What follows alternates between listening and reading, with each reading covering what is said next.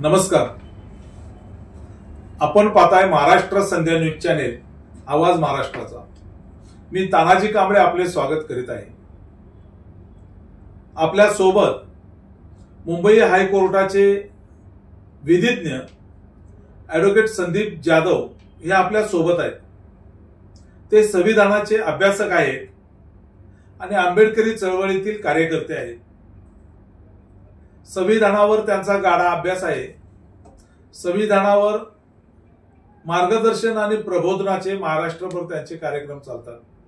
विशेष म्हणजे लोकसभेमध्ये 543 एकाच पक्षाचे जरी लोकसभा सदस्य निवडून आले तरी सुद्धा भारतीय संविधान कुणालाही बदलता येणार नाही, अशा प्रकारचं त्यांचं संविधानावरचा अभ्यास आहे. त्यांचं मार्गदर्शन, त्यांचं प्रबोधन महाराष्ट्रामध्ये ठिकठिकाणी चालू असतं. 4 दिवसापूर्वी बिहार राज्यामध्ये असलेल्या महाबोधी महाविहार या ठिकाणी कायदेतज्ञ ॲडव्होकेट संदीप जाधव यांनी या महाविहाराला भेट दिलेली आहे. त्या ठिकाणी गेले 2-3 महिने आंदोलनाला बसलेल्या पूज्य भिक्खूंशी त्यांनी चर्चा केलेली आहे आणि म्हणून नेमकी वस्तुस्थिती जाणून घेण्यासाठी आपण ॲडव्होकेट संदीप जाधव यांच्याशी बोलणार आहोत. मी महाराष्ट्र संध्या न्यूज चॅनेलच्या वतीने त्यांचं प्रथम स्वागत करतो. जय भीम. सर्वांना क्रांतिकारी जय भीम. जय भीम. मला या ठिकाणी ॲडव्होकेट संदीप जाधव यांना पहिला प्रश्न विचारायचा आहे की आपण महाबोधी महाविहाराला भेट देऊन आपण आलेले आहात. मला पहिला प्रश्न आपल्याला हा विचारायचा आहे की या महाविहाराला भेट दिल्यानंतर त्या ठिकाणी जे विद्रुपीकरण जोरात सुरू आहे असं जे सांगितलं जातं, आपण त्या ठिकाणी या विद्रुपीकरणासंदर्भात वस्तुस्थिती काय बघितली आणि आमच्या दर्शकांना काय सांगाल? सर्वांना क्रांतिकारी जय भीम. मी आता नुकतंच महाबोधी महाविहार या ठिकाणी 3 दिवसीय मी दौरा केला आणि संपूर्ण आज देशामध्ये जे एकंदरीत चित्र आहे, महाबोधी महाविहार ब्राह्मणांच्या तावडीतून मुक्त करावं आणि भरपूर संघर्ष आणि भरपूर आंदोलन जे आहे ठिकठिकाणी चालू आहे पूर्ण देशभरामध्ये. त्याचप्रमाणे आपल्या महाराष्ट्रामध्ये शेकडो आंदोलन महाबोधी महाविहार बद्दल झालेले आहेत. मग वस्तुस्थिती, याची पार्श्वभूमी काय आहे तर ती जाणून घेण्यासाठी, तसेच तथागतांना नमन करण्यासाठी, त्यांना पंचांग प्रणाम करण्यासाठी मी त्या ठिकाणी गेलो होतो. वस्तुस्थितीमध्ये भगवान गौतम बुद्ध ज्या जगातील वैश्विक एक स्थान आहे, श्रद्धास्थान आहे, ज्यांना महाबोधी महाविहाराच्या ठिकाणी असलेल्या बोधी वृक्षाच्या ठिकाणी ज्यांना सम्यक संबोधी प्राप्त झाली, ज्या भगवान गौतम बुद्धांनी संपूर्ण जगाला दयेचा, शांतीचा, करुणेचा मार्ग दाखवला, ज्या भगवान गौतम बुद्धांनी संपूर्ण जगाला पंचशील, आर्य अष्टांगिक मार्ग, 10 पारमिता यांचा मार्ग दाखवला, ज्या भगवान गौतम बुद्धांनी दुःखाचे 4 आर्य सत्य सांगितले, ज्या भगवान बुद्धांनी एक सामान्य मधल्या सामान्य व्यक्तीला कितीही त्याची दुरावस्था झालेली असेल तरी त्याला त्या ठिकाणावरून तो निब्बाण प्राप्तीपर्यंत जाऊ शकतो असा मार्ग दाखवला, ज्या भगवान सम्यक संबुद्धांनी मनाला निर्मळ करून निर्विकार बनवण्याचा मार्ग दाखवला, दुःख मुक्तीचा मार्ग संपूर्ण जगाला दाखवला, अशा भगवान गौतम बुद्धांना ज्या ठिकाणी सम्यक संबोधी प्राप्त झाली, ज्ञान प्राप्त झालं, अशा महापवित्र ठिकाण ज्याला बुद्धगया म्हटलं जातं, त्या ठिकाणी जायचं मला भाग्य मिळालं त्या ठिकाणी मी भगवान गौतम बुद्धांच्या चरणी नतमस्तक झालो आणि त्या ठिकाणी गेल्यानंतर मला जी वस्तुस्थिती आढळली, बऱ्याच दिवसांपासून मनामध्ये अशा प्रकारचा एक भाव होता की ज्या प्रकारे इतके मोठ्या प्रमाणावर आंदोलन चाललेले आहेत, पूर्ण देशामध्ये चाललेले आहेत, संपूर्ण महाराष्ट्रामध्ये चाललेले आहेत, तसेच आंतरराष्ट्रीय स्तरावर सुद्धा आंदोलन चालले आहे, तर what is exactly concrete fact situation behind that, तर ते जाणून घेण्याची मला प्रचंड उत्कंठा होती. तर ज्यावेळी मी भगवान गौतम बुद्धांच्या महाविहारामध्ये आतमध्ये गेटच्या आतमध्ये एंट्री केली साहेब, तेव्हा त्या ठिकाणी मला असं दिसलं की त्या ठिकाणी काही छोटे छोटे मंदिरे पण आहे, हिंदू मंदिरे लेफ्ट साईडला. त्यानंतर त्या ठिकाणी महंतांच्या समाध्या पण आहेत.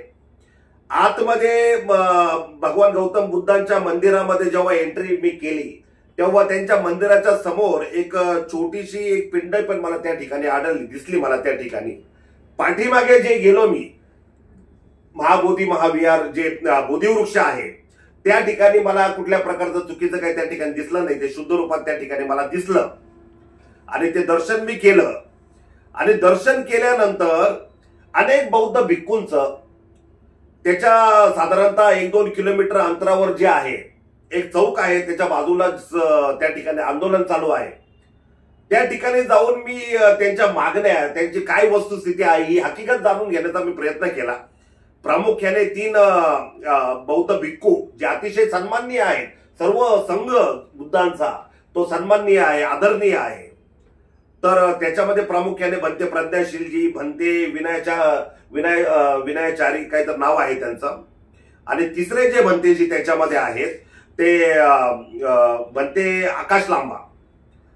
तर हे 3 भंतेच्या मेन लीड मध्ये ते आंदोलन चालू आहे त्या ठिकाणी. तर त्याच्यामध्ये प्रमुख मागण्या ज्या होत्या त्या प्रमुख मागण्या अशा आहे की बीटीएमसी ऍक्ट जो आहे 1949 चा कायदा, तो बीटीएमसी कायदा रद्द करावा ही प्रमुख मागणी आहे. दुसरं महत्वाची मागणी आहे की त्या ठिकाणी पिंडदान होते, त्या ठिकाणी जे आहे हिंदू देवी देवतांची मंदिरं आहे, त्या ठिकाणी भगवान गौतम बुद्धांच्या सर्वोत्तम महापवित्र स्थळाचं त्या ठिकाणी विद्रुपीकरण आणि विकृतीकरण करण्याचा मोठ्या प्रमाणावर ब्राह्मण जे आहे ते प्रयत्न त्या ठिकाणी करतायत.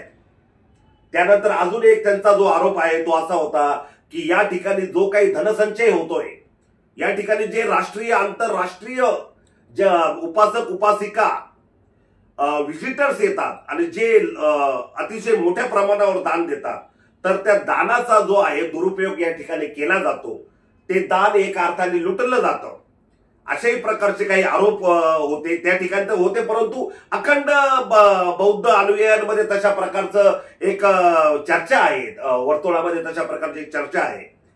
त्याचबरोबर हिंदूंचे मंदिर हिंदूंच्या ताब्यामध्ये आहे, शिखांचे मंदिर त्यांच्या ताब्यामध्ये आहे, मुस्लिमांचे मस्जिद जे आहे ते त्यांच्या ताब्यामध्ये आहे. तर मग बौद्धांचं जे बौद्ध धर्मस्थळ जे आहे, ख्रिश्चनांचं त्यांच्या ताब्यात आहे, तर बौद्धांचं बौद्ध धर्मस्थळ त्यांच्या ताब्यात का नाही, अशाही प्रकारचा एक जो प्रश्न आहे तो त्या ठिकाणी मला जाणवला. 12 फेब्रुवारी माघ पौर्णिमेच्या दिवशी त्या ठिकाणी आंदोलन चालू झालं आणि आता 12 मे जे भगवान गौतम बुद्धांची बुद्ध जयंती आहे, बुद्ध पौर्णिमा आहे, तेव्हा तोपर्यंत ते आंदोलन त्या ठिकाणी चालणार आहे. 3 महिने जवळपास त्या आंदोलनाला होत आलेले आहेत. मी आपल्याला हे विचारलं की त्या ठिकाणी जे विद्रुपीकरण चालू आहे, तर आपण या ठिकाणी भेट दिल्यानंतर आपण आता जे सांगितलं काही प्रमाणात वेगवेगळ्या मूर्त्या वगैरे त्या ठिकाणी ठेवलेल्या आहेत, त्या अनुषंगानं आपल्याला हे सगळं तिथलं चित्र बघितल्यानंतर आपल्या काय भावना होत्या? आपल्याला याच्या पाठीमागचं काही इतिहास आणि वस्तुस्थिती आणि कॉन्क्रीट फॅक्ट माहीत करून घेणं हे अत्यंत गरजेचं आहे. वस्तुस्थिती अशी आहे की 12व्या शतकामध्ये अल्लाउद्दीन खिलजीने नालंदा बुद्ध विहार, महाबोधी बुद्ध विहार आणि हिंदूंची अनेक मंदिरं त्या ठिकाणी तोडून टाकलेली होती आणि त्या ठिकाणी असलेले बौद्ध भिक्षू सुद्धा त्या भयानं जे आहे, त्या भीतीनं जे आहे तिथून ते निघून गेलेले होते त्यावेळेस. नंतर पुढे 12व्या शतकापासून तर 16व्या शतकापर्यंत जे आहे ते आपल्याला कुठेही कोणत्या प्रकारचा उल्लेख त्याच्यामध्ये दिसत नाही. आता हिंदूंचं असं मत आहे की भगवान गौतम बुद्ध जे आहेत ते विष्णूचा 9वा अवतार आहे, त्या पद्धतीने ते भगवान गौतम बुद्धांना मानतात, ती त्यांची श्रद्धा आहे. परंतु 1726 साल जे आहे, 1726 सालामध्ये त्या ठिकाणी जे महंत होते त्यांना त्या ठिकाणचे 3-4 गावं जे आहेत ते 3-4 गावं त्यांना देण्यात आलेले होते त्यावेळेस. आणि त्याच्यामध्ये ते महाबोधी महाविहार होतं. आणि या महाबोधी महाविहाराचा जो अधिकार जो आहे तो महंतजींकडे आला होता. त्यानंतर 1811 मध्ये ज्यावेळेस सर्वे झाला तेव्हा त्या सर्वेच्या गयेच्या मंदिराच्या सर्वेचा विस्तृत रिपोर्ट जो आहे तो महाबोधी महाविहार पण आहे त्या रिपोर्टमध्ये.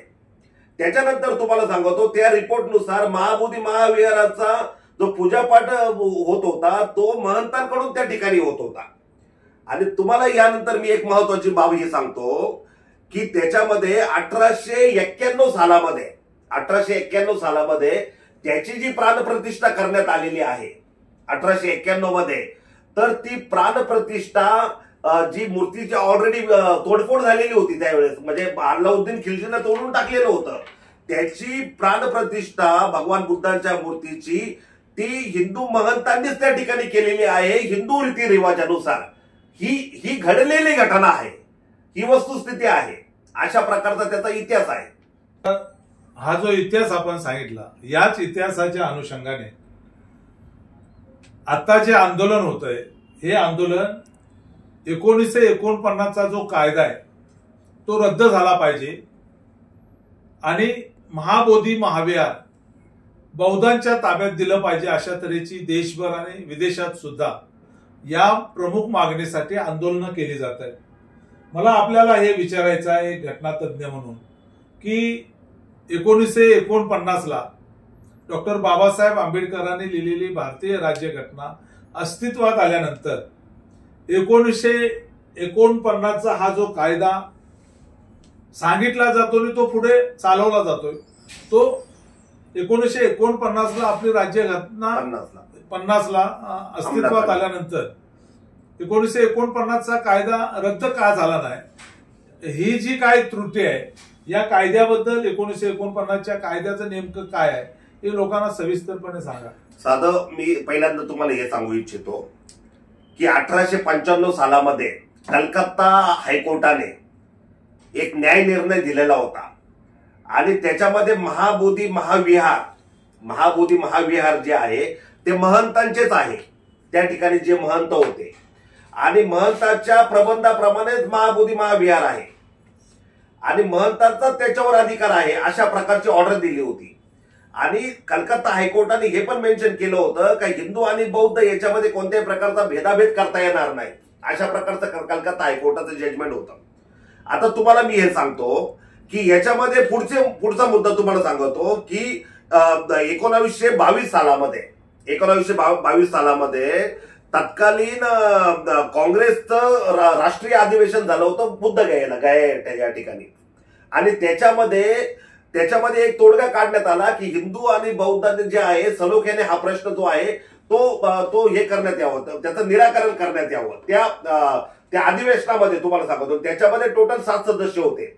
म्हणजे महाबोधी महाविहाराच्या स्थितीविषयी लोकांना परिचित करण्यासाठी एका समितीची गठीत करण्यात आली होती.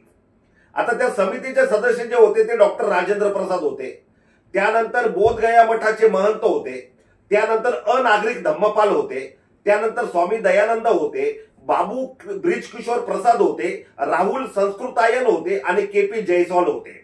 या 7 जणांच्या कमिटीने जे आहे याचा प्रचंड अभ्यास केला आणि त्या अभ्यासाअंती त्यांनी जे आहे की दोन्ही बाजूच्या हिंदू आणि बौद्ध या दोन्ही बाजूंनी जे आहे त्यांनी एकत्रितपणे त्या मंदिराचं प्रबंधन बघावं अशा प्रकारचं त्यांनी सूचना केल्या होत्या. परंतु तत्कालीन जे महंत होते त्यांनी ही बाब मान्य आणि कबूल केली नाही.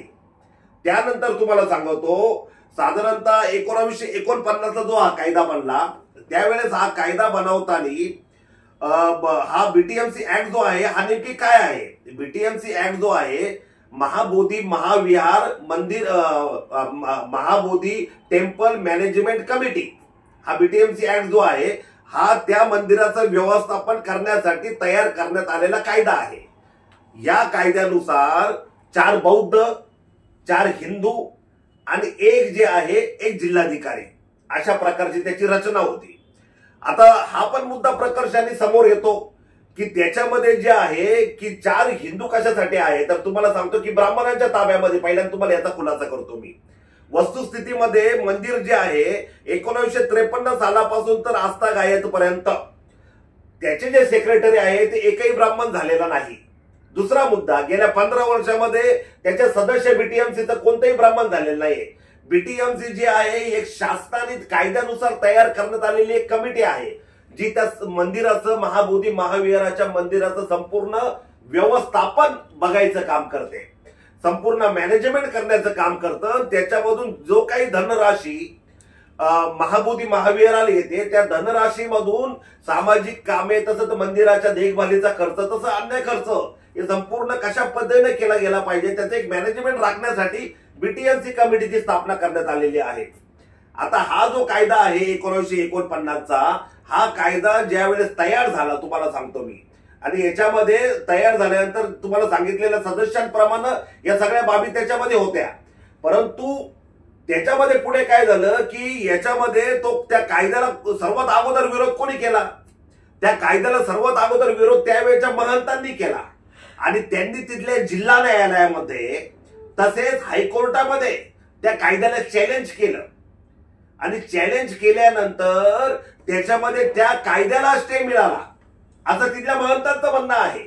तशा प्रकारचं डॉक्युमेंटरी एव्हिडन्सेस त्यांच्याकडे आहे, दस्तऐवज त्यांच्याकडे आहे।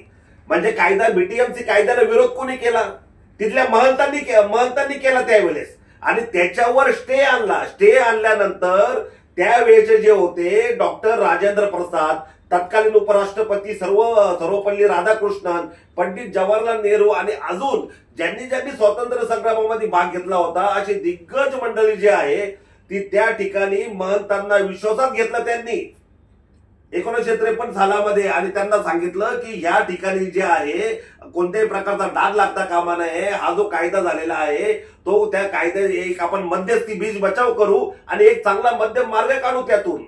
आणि मग त्यावेळेचे महंत म्हणजे बोधगया मठ जो आहे, बोधगया मठ आणि बोधगया मठ आणि बिहार सरकार यांच्यामध्ये सामंजस्य करार झाला असं त्या ठिकाणच्या महंतांचं म्हणणं आहे।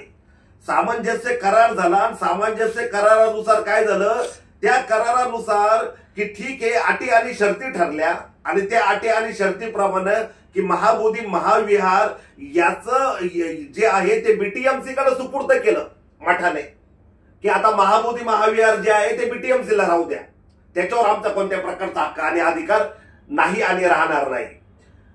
परंतु त्या महाबोधी महाविहाराच्या आतमधल्या ज्या प्रकारच्या काही मूर्त्या होत्या हिंदू देवी देवतांच्या, त्या मूर्त्या तशाच राहू द्या।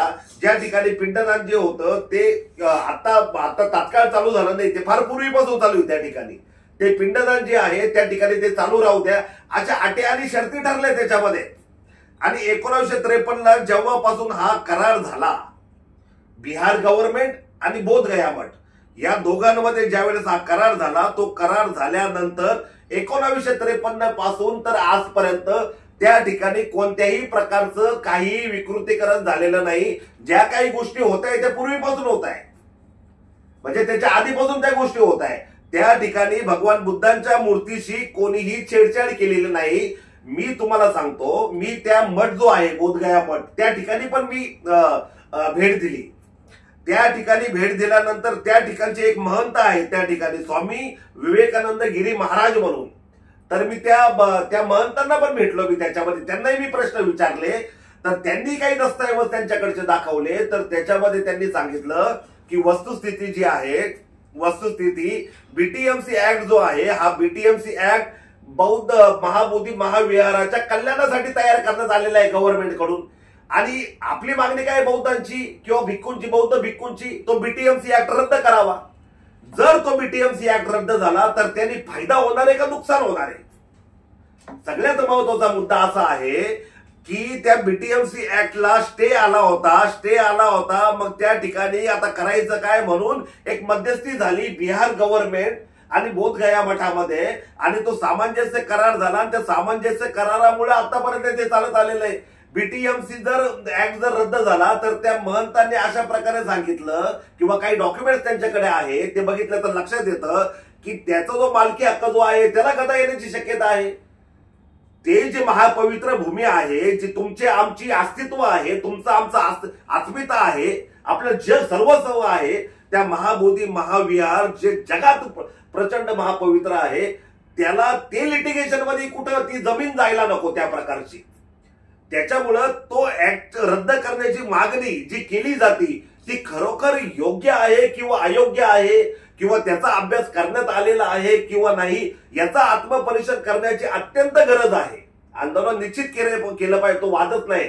राहिली बात विकृतीकरणाचं तर मी वैयक्तिक तुम्हाला सांगतो, त्या ठिकाणी आतमध्ये गेल्यानंतर त्या ठिकाणी मला बौद्ध हिंदू संस्कृतीप्रमाणे पूजापाठ करणारे लोक त्या ठिकाणी काही दिसले. ही वस्तुस्थिती आहे. त्या ठिकाणी जे आहे भगवान गौतम बुद्धांच्या मूर्त्या आहेत, त्याला 5 पांडव त्याला केलेलं आहे, ते पण सत्य आहे, ते पण मी माझ्या डोळ्यांनी बघितलं. परंतु त्या ठिकाणी मी पंचांग प्रणामच केले. त्यानंतर महामाया भगवान गौतम बुद्धांच्या आई महामाया यांची मूर्ती त्या ठिकाणी आहे, त्यांना अन्नपूर्णा देवी केलेलं आहे. परंतु ते 53 नंतर नाही केलेलं. ते जे आहे कित्येक वर्षांपासून जे आहे हिंदू धर्माची त्याच्यावर आस्था आहे आणि हिंदू धर्म त्याला आस्थेप्रमाणे मानतोय, त्याची पूजा अर्चा करतोय आणि हे आधीपासून चालू आहे त्याच्यामध्ये. परंतु आता हे जे आंदोलन चालू झालेलं आहे तर ते आंदोलन जे आहे ते समजून उमजून आंदोलन व्हायला पाहिजे अशा मताचा मी आहे. साहेबांचं म्हणणं आहे की आंदोलन समजून उमजून व्हायला पाहिजे. वकील साहेबांच्या मुद्द्यातून अनेक मुद्दे जरी पुढे आले, कायद्याच्या बाबी जरी त्यांनी सांगितल्या, तरी सुद्धा दुसऱ्या बाजून समाजामध्ये आंदोलन करणारे लोक असतील, बाबासाहेबांचे अनुयायी असतील, बुद्धांचे अनुयायी असतील, त्यांचं वकील साहेब एकच म्हणणं आहे की हिंदूंची मंदिरं हिंदूंच्या ताब्यात आहेत, मुस्लिमांच्या मस्जिद त्यांच्या ताब्यात आहेत, ख्रिश्चनांचे मदरसे त्यांच्याकडे आहेत, तर मग बौद्धांचं महाविहार हे बौद्धांच्या ताब्यात का नको? तुम्ही एकंदरीत जरी ही कायद्याची बाजू जरी सांगितली किंवा करार मदार जो काय बिहार सरकारचा आणि कमिटीचा हा जरी तुम्ही सांगितलेला असला तरी अनुयायी हे काही मानायला आजच्या घडीला तयार नाहीत. त्यांचं म्हणणं आहे की महाबोधी महाविहार हे बौद्धांचं आहे आणि ते बौद्धांच्या ताब्यात मिळालं पाहिजे. या दृष्टीने एक वकील म्हणून, बाबासाहेब आंबेडकरांचा अनुयायी म्हणून तुम्ही कसं पाहता की हे आपल्या ताब्यातच मिळालं पाहिजे? आता तुम्ही जरी सांगितलं की त्या ठिकाणी आपण गेलो आणि त्या ठिकाणी कोणत्याही प्रकारचं विद्रुपीकरण नाहीये, आता विद्रुपीकरण नाही आहे असं जरी तुम्ही सांगितलं तरी दुसऱ्या बाजूला तुम्ही हेही सांगताय की आतमध्ये वेगवेगळ्या देवदेवतांचे प्रतिमा असतील, फोटो असतील त्या ठिकाणी लावलेले आहेत आणि त्यांची पूजा अर्चा केली जाते. जर तथागत भगवान बुद्धांचंच हे महाविहार असेल तर तुम्ही जे हे सांगताना जे काय बघितलेलं आहे हे विद्रुपीकरणच आहे, यावर अनुयायांचा ठाम विश्वास आहे. तुम्ही या बाबतीत एक वकील म्हणून न्यायालयाचे दरवाजे ठोठवण्याच्या दृष्टीनं तुम्ही याकडे पाहणार आहात का?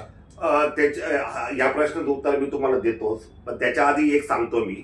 अशी एक सगळीकडे सरस मागणी होते की 1950 साली, आता मगाशी पण तुम्ही प्रश्न विचारला होता ते जरा त्याचं उत्तर देणं स्किप झालं, की 1950 साली भारतीय राज्यघटना लागू झाली आणि भारतीय राज्यघटना लागू झाल्याच्या अगोदरचे जे कायदे आहेत ते कायदे रद्द झालेले आहेत.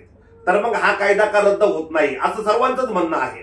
त्याच्यावर मी तुम्हाला उत्तर देतो की जे निगेटिव्ह डिस्क्रिमिनेशनचे जे कायदे आहेत किंवा जे संविधानाच्या विरोधातले जे कायदे आहेत, आर्टिकल 372 आहे भारतीय राज्यघटनेमध्ये, त्या आर्टिकल 372 नुसार संविधान संमत नसलेले कायदे जे आहेत काय तर जे निगेटिव्ह डिस्क्रिमिनेशन जे वाले आहेत ते रद्द झालेले आहेत. परंतु आपण हे लक्षात घेतलं पाहिजे की म्हणजे संविधानानुसार चालणारे कायदे जे आहेत ते तसेच राहतील. की असंही चाललेलं आहे की 1950ला राज्यघटना, भारताची राज्यघटना अंमलात आली, भारत प्रजासत्ताक झाला. राज्यघटनेच्या अंमलबजावणीला सुरुवात झाली आणि मग जेवढे 1950च्या अगोदरचे जे कायदे आहेत ते सर्व कायदे रद्द झाले. अशा प्रकारचे एक मोठ्या प्रमाणावर हा एक मुख्य मुद्दा असा चाललेला आहे, चर्चा चाललेली सगळीकडे. कायदेशीर बाब समजून घ्या. 1950च्या आधीचे सगळेच कायदे रद्द झालेले नाहीत. इंडियन कॉन्ट्रॅक्ट ऍक्ट 1872 होता. आयपीसी आता नाही, आता सध्या ते चेंज झालं आता का मागच्या 1-2 वर्षामध्ये. IPC, Indian evidence act, CrPC change नाही झाला. Bombay tenancy and agriculture act 1948 चा कायदा आहे, तो रद्द झालेला नाही.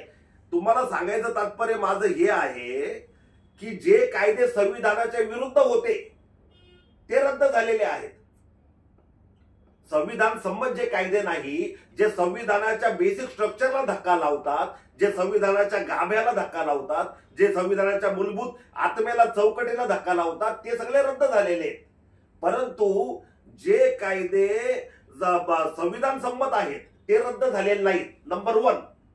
नंबर 2 तुम्हाला मुख्य तुमचा जो प्रश्न होता की हिंदूंचे मंदिर हिंदूंच्या ताब्यामध्ये, ख्रिश्चनांचे जे चर्च आहेत त्यांच्या ताब्यामध्ये, त्यानंतर मुस्लिमांच्या मस्जिद जे आहेत त्यांच्या ताब्यामध्ये, मग बौद्धांचं जे आहे बौद्धांचं मंदिर बौद्धांच्या ताब्यात का नको? अतिशय जेन्युइन प्रश्न आहे तुमचा. परंतु तुम्हाला मी ही गोष्ट सांगू इच्छितो की मुळात हे महाबोधी महाविहारचा जो प्रश्न आहे याच्याशी निगडीत आपण बोललेलं अतिशय योग्य राहील. त्याचं कारण तुम्हाला मी सांगू इच्छितो, अतिशय नम्रपणाने मी आपल्याला सांगू इच्छितो की मूळ गोष्ट अशी आहे की बौद्ध जो आहे तो हिंदूचा एक भाग आहे, हे आपण लक्षात घेतलं पाहिजे. आपल्यामध्ये हिंदू कायदे जे आहेत ते आपल्यावर अंमल करतात, हे लक्षात घेतलं पाहिजे. हिंदू आणि बौद्ध हे वेगळे नसून एक आहेत, अशा प्रकारचं संपूर्ण भारतीय परंपरा सांगते. आणि आतापर्यंत जे आहे ते एकच आहेत, एकोप्याने राहिलं पाहिजे, एकोप्याने नांदलं पाहिजे, याच्यामध्ये भेदाभेद कुठं नाहीये. आणि मूळ गोष्ट तुम्हाला याच्याही पुढे जाऊन मी सांगतो, भगवान गौतम बुद्ध जे होते, ज्या वेळेस पंचवर्गीय भिक्षू होते, त्यांचे जेव्हा त्यांना ज्ञान प्राप्त झाले आणि सारनाथला त्यांनी पंचवर्गीय भिक्खूंना त्यांनी ज्ञान दिलं, तर ते पंचवर्गीय भिक्खू वप्पा, कौंडिन्य, महानाम हे जे होते ते ब्राह्मण होते. भगवान गौतम बुद्धांचे राईट आणि लेफ्ट हँड जर तुम्ही बघितले, सारीपुत्र आणि महामोदगलायन हे ब्राह्मण होते. त्यानंतर भिक्खू संघाचे अध्यक्ष ज्यांनी भगवान गौतम बुद्धांनी ज्यांना अध्यक्ष केलं, भिक्खू संघाचे अध्यक्ष, ते महाकाश्यप ब्राह्मण होते. भगवान गौतम बुद्धांचे जे सर्वात जास्त पट्ट शिष्य जे होते ते ब्राह्मण होते. सर्वात जास्त मानणारा वर्ग त्यावेळेस जे होता तो ब्राह्मण होता. सर्वात जास्त अरहंत कोणी होते तर ब्राह्मण होते. प्रश्न असा आहे, बुद्धावर कोणत्याही विशिष्ट जातीची, विशिष्ट धर्माची मोनोपोली असूच शकत नाही. भगवान गौतम बुद्ध मार्गदाते आहेत. संपूर्ण मानव जातीला विकारांपासून मनाला निर्मळ करून निर्विकार बनवण्याचा मार्ग त्यांनी दिलाय. मनाच्या खोलामध्ये असलेले विकार, काम, क्रोध, मोह, माया, मत्सर, द्वेष, भीती, ईर्ष्या, तणाव, टेन्शन, हे विकार जे आहेत, डिफाईलमेंट जे आहेत, ते मुळात सकट बाहेर काढून टाकायची कला जी आहे, विपश्यना जी आहे, ती भगवान गौतम बुद्धांनी या देशाला दिली, संपूर्ण जगाला दिली. माणसाला दुःख आहे, दुःखाचं कारण आहे, त्या कारणाचा निरोध आहे आणि दुःख निरोधाचा मार्ग आहे, हे सांगणारे तथागत भगवान गौतम बुद्ध आहे. ते काय एका विशिष्ट कम्युनिटीला लागू होईल काय?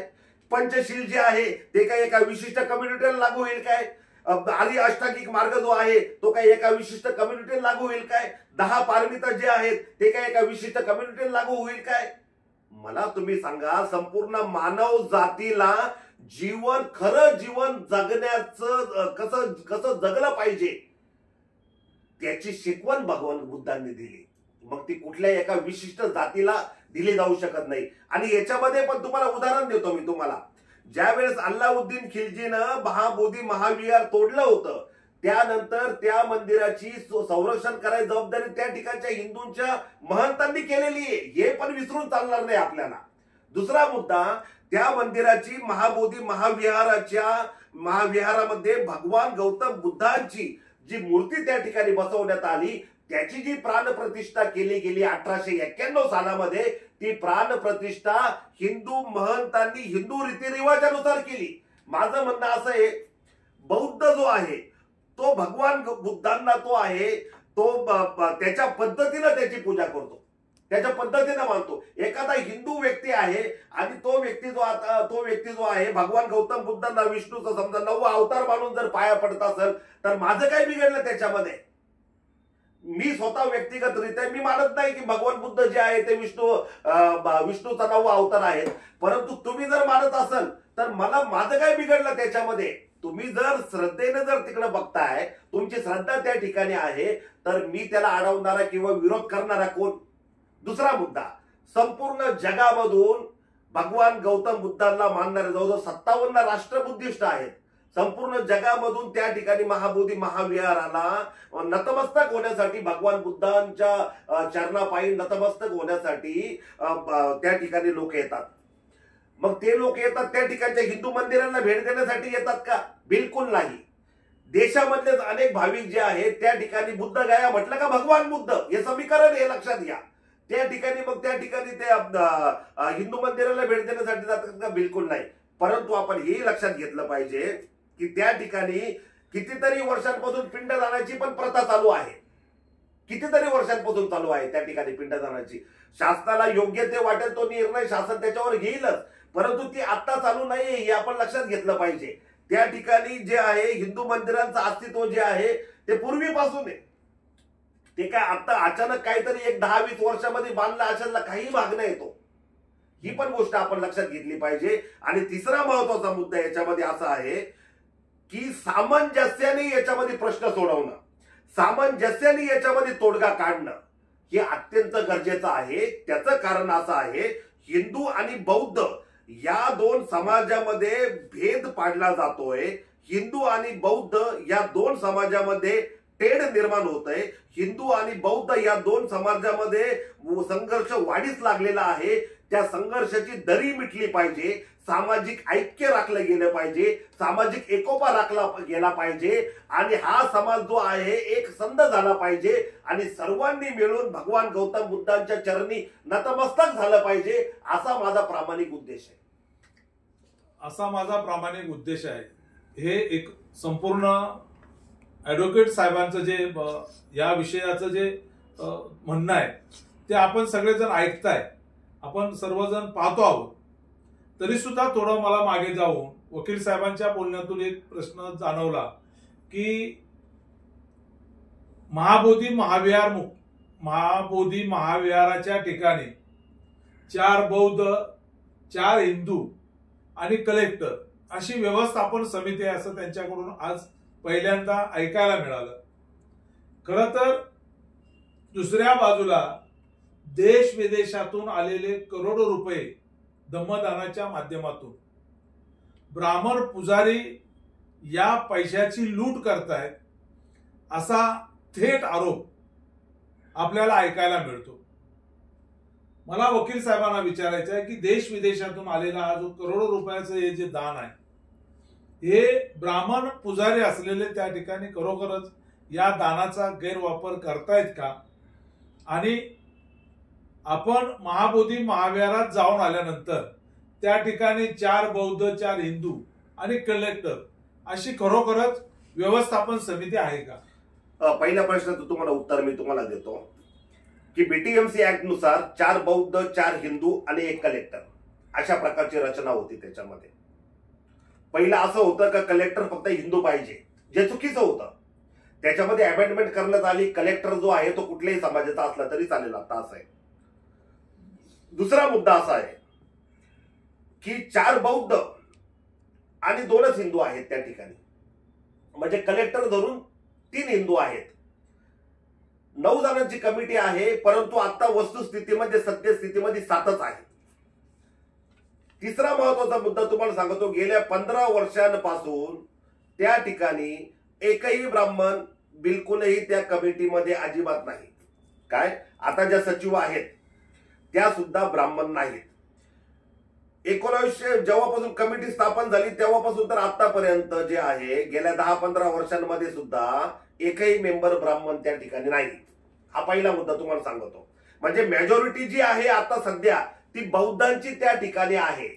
म्हणजे नियंत्रण जे आहे ते बौद्धांचं आहे, पहिली गोष्ट. आता दुसरा मुद्दा तुम्हाला सांगतो की हे जे मंदिर, हे जे दान येतं, बौद्धांचं जे नियंत्रण आहे असं तुम्ही सांगताय, तुम्हाला मध्येच मला विचारायचं, त्या कमिटीमध्ये बौद्ध असलेले असे एखाद दुसरं नाव आपण सांगू शकाल का? त्या कमिटीमध्ये आता ती रेकॉर्डवर कमिटी आहे. आपण जर बघितलं त्या वेबसाईटवर आहे त्याचं संपूर्ण. त्या कमिटीमध्ये आता महाश्वेता मॅडम जे आहेत किंवा अन्य बाकीचे आहेत त्याच्यामध्ये ते बौद्ध आहेत. बरं, जे 2 हिंदू तुम्ही म्हणताय त्याच्यातला एक एसी आहे. जे 2 हिंदू आहेत त्यातले एक एसी आहेत आणि एक राजपूत आहे त्याच्यामध्ये.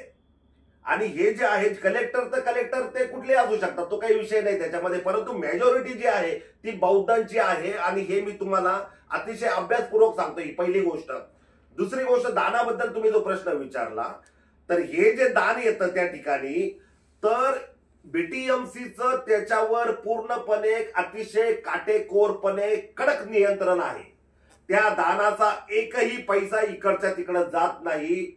त्या दानाचं ऑडिट होतं जिल्हाधिकाऱ्याच्या निगराणीखाली, सीसीटीव्हीच्या कॅमेऱ्याखाली आणि व्हिडिओ शूटिंग मध्ये अत्यंत पारदर्शकपणे ते दान काउंट केलं जातं आणि ते जे दान जे आहे ते बीटीएमसीच्या अकाउंटला जमा होतं किंवा योग्य प्रकारे ते त्या जिथं ठेवायचं त्या ठिकाणी ठेवलं जातं. परंतु त्या दानामध्ये कोणत्याही प्रकारचा हेरफार होत नाही. आता तू दानाच्या बद्दल म्हटलं गेलं तर ते पूर्ण चुकीचं आहे. किंवा दान जे आहे ते ब्राह्मण लोक ते दान खातात, 100% सफेद खोटं आहे. अजिबात तशा प्रकारची स्थिती नाहीये. तिसरा महत्वाचा मुद्दा त्याच्यामध्ये असा आहे की मंदिर ब्राह्मणांच्या ताब्यात आहे. बिलकुल नाही, मंदिर अजिबात ब्राह्मणांच्या ताब्यामध्ये नाही. चौथा मुद्दा जो आहे, तिथले जे बोधगया मठाचे जे महंत आहेत ते सुद्धा ब्राह्मण नाहीत. बोधगया जो मठ आहे त्याचे जे महंत आहेत ते सुद्धा ब्राह्मण नाहीत. प्रश्न असा आहे की ते एक हिंदू वर्ग जो आहे, एक हिंदू वर्ग, बौद्ध हिंदू वर्ग पूर्णपणे भगवान बुद्धांना सुद्धा मानतो, अतिशय मनापासून मानतो हिंदू वर्ग भगवान बुद्धांना. त्याच्याबरोबर तुम्हाला हे सांगतो त्याच्यामध्ये की मोठ्या प्रमाणावर भारतातले हिंदू गयेला पिंडदानासाठी तर जातातच, परंतु त्याबरोबर ते भगवान बुद्धांच्या दर्शनाला त्या ठिकाणी जातात. हे आपण विसरून चालणार नाही. याच्यामध्ये सदस्य पण मी तुम्हाला सांगतो. डॉक्टर त्यागराजन हे IAS आहेत काय. त्यानंतर महाश्वेता महारथी या सेक्रेटरी आहेत त्याच्यानंतर दम्मधीराव प्रेमा बनते जे आहेत हे बुद्धिस्ट आहे काय. त्यानंतर ओकोनोजी हे पण बुद्धिस्ट आहेत काय. हे अरुण कुमार सिंग जे आहेत हे बनते, हे राजपूत आहेत सिंग जे आहेत ते. त्याच्यानंतर बीटीएमसी अजून एक मेंबर किरण लामा बुद्धिस्ट. त्यानंतर श्री मिथुन मांझी जे आहेत ही एससी आहेत. मग याच्यामध्ये 9 जणांची जी कमिटी आपण म्हणतो त्या 9 जणांच्या कमिटीपैकी 4 याच्यामध्ये बौद्ध आहे, 4 बौद्ध आहेत. 2 ऑलरेडी अपॉइंटमेंटच केलेलं आहे हिंदूंची. त्याच्यामध्ये एक जिल्हाधिकारी आहे, 2च हिंदू आहेत, परंतु 2 हिंदूपैकी एक एससी आहे. मग कशा प्रकारे आपण म्हणू शकतो की त्याच्यावर ब्राह्मण सदस्य आहेत? मग चाललेला हा खोडसा अपप्रचार आहे ना. यालाही पण कुठंतरी जे आहे सत्य वस्तुस्थिती रेकॉर्डवर आली पाहिजे. हे माझं म्हणणं आहे. मागणी जी आहे ती मागणी रास्त असेल काही हरकत नाही, परंतु कोणीतरी आपल्याला बोलतंय आणि आपण ते सत्य मानून आपण पुढे चालतोय, हे पण कुठंतरी त्याला आळा बसायला पाहिजे किंवा ते थांबलं पाहिजे, थांबवलं गेलं पाहिजे असं मला मनापासून वाटतं याच्यामध्ये. तर आपण बघितलं की देशभर आणि विदेशात सुद्धा महाबोधी महाविहार बौद्धांच्या ताब्यात मिळालं पाहिजे यासाठी उग्र स्वरूपाची मोठ्या प्रमाणात अशी आंदोलनं होत आहेत. परंतु महाबोधी महाविहारामध्ये असलेल्या व्यवस्थापन कमिटीमध्ये 4 बौद्ध आहेत, 2 हिंदू आहेत आणि 1 जण कलेक्टर हे सगळं व्यवस्थापन पाहण्यासाठी आहे. ही माहिती मात्र लोकांसमोर येत नाही. ही माहिती ऍडव्होकेट संदीप जाधव साहेब यांनी बुद्धगयेत जाऊन आल्यानंतर आपल्या दर्शकांना ही माहिती त्यांनी दिलेली आहे. कायद्याची जी काही माहिती आहे ती त्यांनी आपल्याला दिलेली आहे. आणि अशा पद्धतीनं अगदी म्हणजे त्याने सांगितलं की आपण जे म्हणतो की महाबोधी महाविहार हे ब्राह्मणांच्या ताब्यात आहे किंवा देश विदेशातून येणारा पैसा, या पैशाची लूट ब्राह्मण करतायत. पण या ठिकाणी ऍडव्होकेट संदीप जाधव खोटा आहे पूर्ण, यांनी जे सांगितलं ते सांगतात ते सगळं खोटं आहे. एकही ब्राह्मण या कमिटीमध्ये बिलकुल नाही आहे. 15 वर्षाचा कालावधी तर ब्राह्मण एकही या कमिटीमध्ये नाही आहे अशी वस्तुस्थिती त्यांनी आपल्या समोर आणलेली आहे. ती महाराष्ट्र संध्याच्या माध्यमातून आपल्या समोर या ठिकाणी मांडण्यात आलेली आहे. मला शेवटचा प्रश्न वकील साहेबांना विचारायचा आहे की महाराष्ट्र शासनाचं जे सामाजिक न्याय विभागाचं खातं आहे, 4 महिन्यापूर्वी सामाजिक न्याय विभागाचे 7,500 करोड रुपये अर्थमंत्री अजितदादा पवार यांनी लाडक्या बहिणींसाठी वळवलेले आहेत. आणि आता 4 दिवसापूर्वी 4,000 करोड रुपये, 4,500 करोड रुपये अजितदादांनी लाडक्या बहिणींसाठीच वळवलेले आहेत. लाडक्या बहिणींना पैसे मिळावेत याबद्दल अनुसूचित जाती जमातीचा विरोध असण्याचं अजिबात कारण नाही. परंतु अनुसूचित जाती जमातीच्या विकासाचा जो पैसा आहे तो पैसा अन्यत्र वळवता येत नाही असा कायदा आहे. असं असताना सुद्धा अजितदादा दलितांवर, अनुसूचित जाती जमातींवर अन्याय करतायत असं आपल्याला वाटतं का? आणि त्यासाठी एक वकील म्हणून आपण काय निर्णायक भूमिका घेऊ शकता का? सर्वात महत्वाचा मुद्दा असा आहे की आता तुम्ही सांगताय, परंतु प्रश्न एक आपला धार्मिक आहे, महाबोधी महाविहाराचा. त्यामुळे या विषयावर माझी तुम्हाला विनंती राहील की आपण माहिती घेऊन तर सांगणारच मी तुम्हाला, परंतु आपण नंतर कधी या विषयावर बोलू. परंतु आज जो आहे, आज अतिशय जिव्हाळ्याचा मुद्दा आहे आणि आज भगवान गौतम बुद्धांच्या महाबोधी महाविहाराचा मुद्दा आज आहे. परंतु मी या ठिकाणी एक निश्चित सांगू शकतो की माझ्या बौद्ध अनुयायांनी, माझ्या आंबेडकर अनुयायांनी जो अतिशय भगवान बुद्धांना मानतो, बाबासाहेब आंबेडकरांना मानतो आणि पंचशिलांचं पालन करतो, भगवान बुद्धाच्या मार्गाने चालण्याचा आटोकाट प्रयत्न करतो.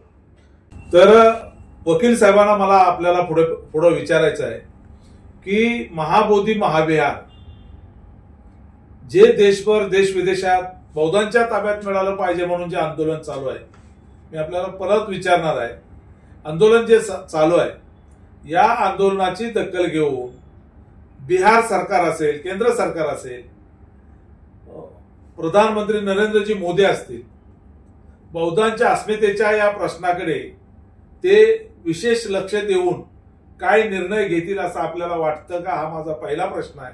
आणि दुसरा प्रश्न आहे की महाबोधी महाविहार विकसित करण्याच्या दृष्टीने सरकारचं काही नियोजन आहे का? निश्चित त्या ठिकाणी आता आगामी काळामध्ये बुद्धिस्ट सर्किट जे आहे ते त्या ठिकाणी तयार करण्याचं चालू आहे शासनाचं धोरण.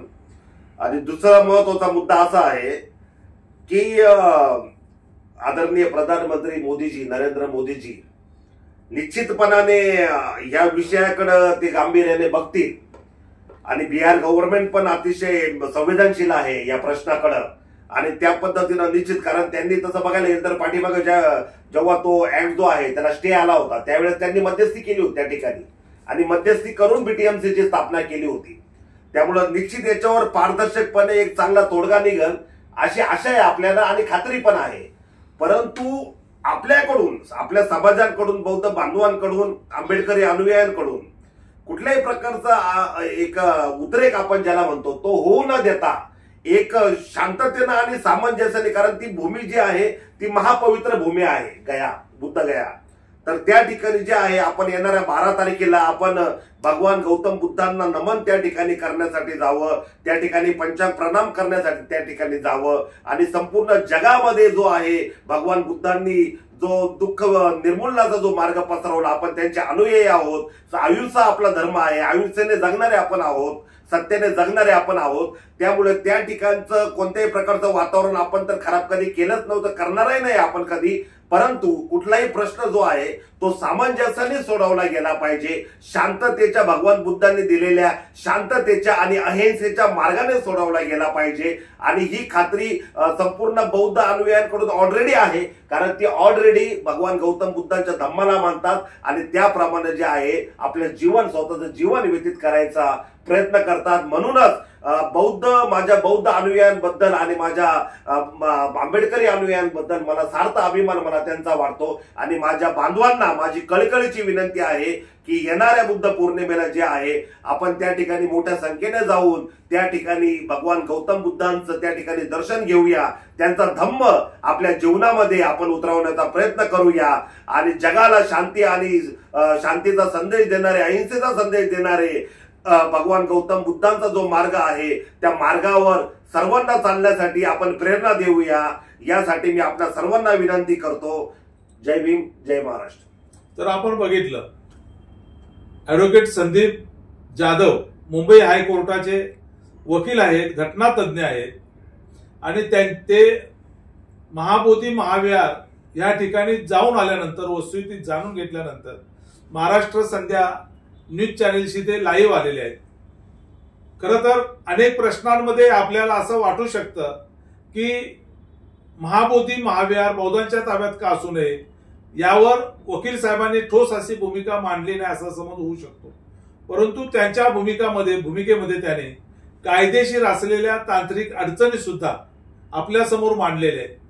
दुसरी गोष्ट, त्याने आतापर्यंत आपला जो समज होता की महाबोधी महाविहार हे ब्राह्मणांच्या ताब्यात आहे आणि त्यांच्याकडूनच हे जे काय सगळं आहे ते हाताळलं जातं, अशा तऱ्हेचा जो समज होता तो आज त्यांनी तिथून आल्यानंतर त्यांनी सांगितलंय की एकही ब्राह्मण महाबोधी महाविहाराच्या कमिटीवर नसून त्या ठिकाणी बौद्ध आहेत, अन्य 2 हिंदू आहेत आणि 1 जिल्हाधिकारी या कमिटीवर आहेत. म्हणजे आपल्या डोक्यामध्ये जे होतं किंवा लोकांना जे भडकवलं जातं की ब्राह्मण जे काय आहेत ते सगळं तिथं करतायत, तर एकही ब्राह्मण या कमिटीवर नाही, ही एक वस्तुस्थिती खऱ्या अर्थानं. एक पुजारी, एक कर्मचारी ब्राह्मण त्या ठिकाणी आहे, फक्त कर्मचारी आहे, बीटीएमसीने नियुक्त केलेला फक्त त्या ठिकाणी.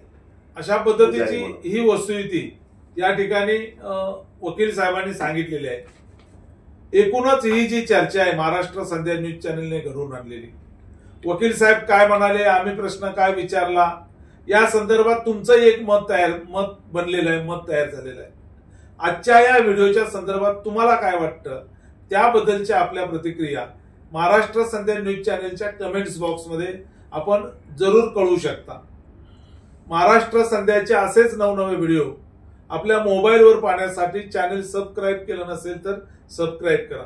अत्यंत महत्वाच्या अशा विषयासाठी महाराष्ट्र संध्या न्यूज चॅनलवर लाईव्ह आल्याबद्दल मी ॲडव्होकेट संदीप जाधव साहेबांचं मनापासून आभार व्यक्त करतो. जय भीम, जय भीम, जय भीम. धन्यवाद. नमस्कार, आपण पाहताय महाराष्ट्र संध्या न्यूज चॅनेल, आवाज महाराष्ट्राचा.